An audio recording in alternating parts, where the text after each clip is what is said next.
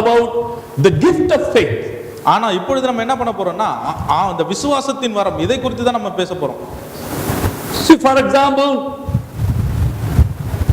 when the Israelites under the leadership of Moses were before the Red Sea,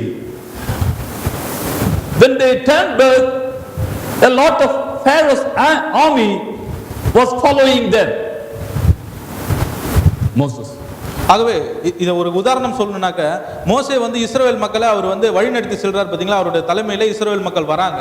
முன்னுக்கு பார்த்தாக்க சிவந்திர சமுத்திரம் இருக்குது, ஆனா பின்னாடி அவங்களுக்கு பார்த்தா எகிப்தின் ராணுவம் முழுவதுமா அவங்களை சூழ்ந்து இருக்குது. So at that time God told Moses, you just raise the rod in your hand and divide the Red Sea. அப்ப பாருங்க, தேவன் ஒரே ஒரு விஷயம் தான் சொல்றாரு, உனக்கு கையில இருக்கிற அந்த கோலை எடுத்து நீ சமுத்திரத்துக்கு முன்பாக நீட்டு, சமுத்திரமே ரெண்டாக பிளக்கும் என்று. So at that juncture Moses needed a great faith. அந்த ஒரு தருணத்திலே மோசேக்கு ஒரு மிகப்பெரிய விசுவாசம் தேவைப்பட்டது. Natural faith would not suffice for that occasion. ஏதோ ஒரு பொதுவான விசுவாசம் அந்த நேரத்தில் அப்படிப்பட்ட ஒரு அற்புதத்தை அது செய்திருக்க முடியாது. A supernatural faith is needed during such crisis. அந்த மாதிரி ஒரு இக்கட்டான சூழ்நிலைகளில் இயற்கைக்கு அப்பாற்பட்ட ஒரு விசுவாசம் நமக்கு தேவைப்படுகிறது. And that is called the gift of faith. அதுதான் விசுவாசத்தின் வரம். Even Jesus Christ, when he was preaching in the desert, thousands of people were listening to him. இயேசு கிறிஸ்துவின் வாழ்க்கையில கூட பாருங்க, வனாந்தரத்தில் அவர் ஆயிரக்கணக்கான மக்களுக்கு அவர் பிரசங்கம் பண்ணார், மக்கள் எல்லாம் கேட்டுக்கொண்டிருந்தாங்க.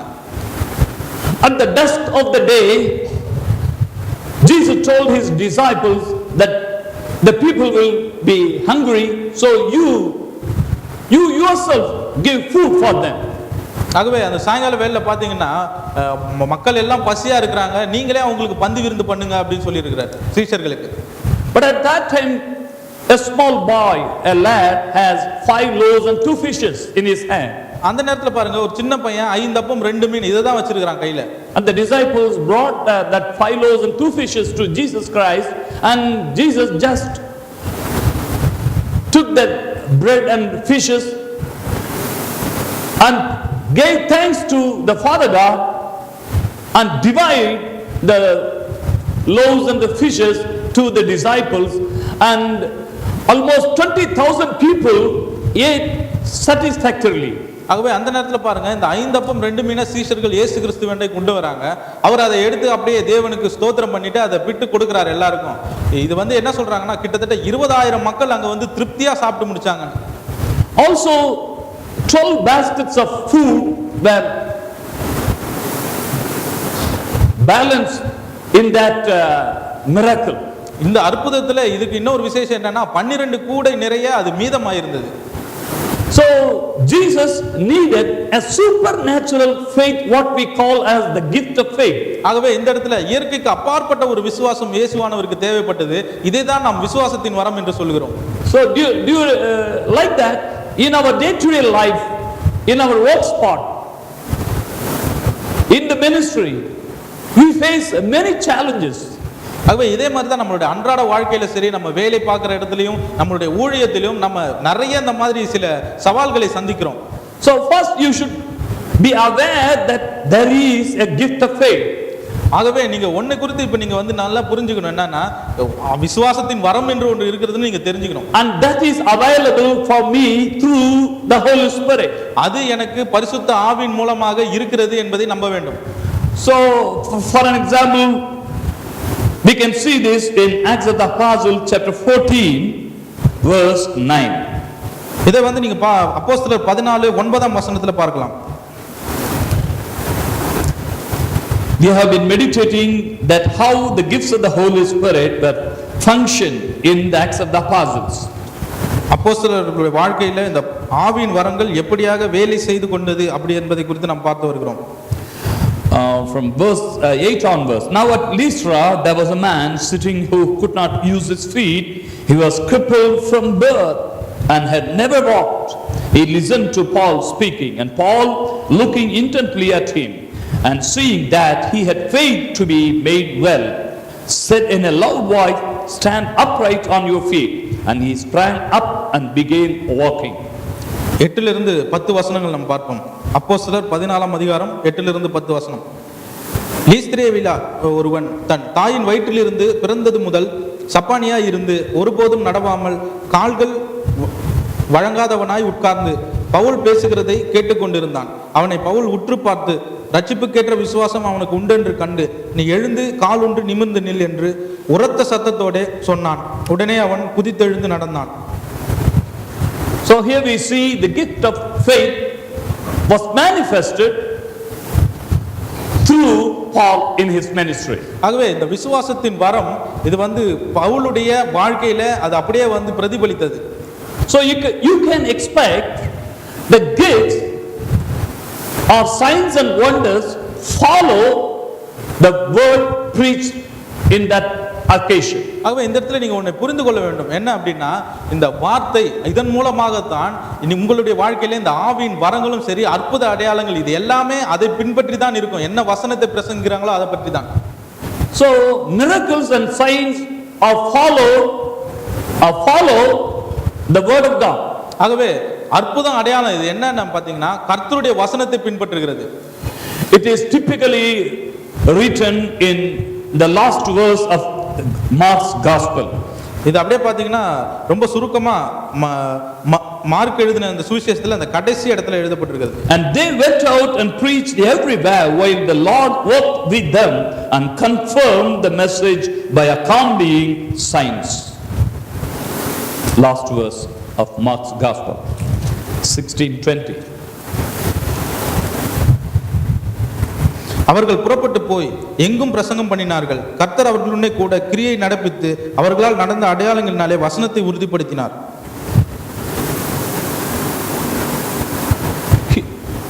Nowadays we see that many miracle workers or ministers who does healing and deliverance,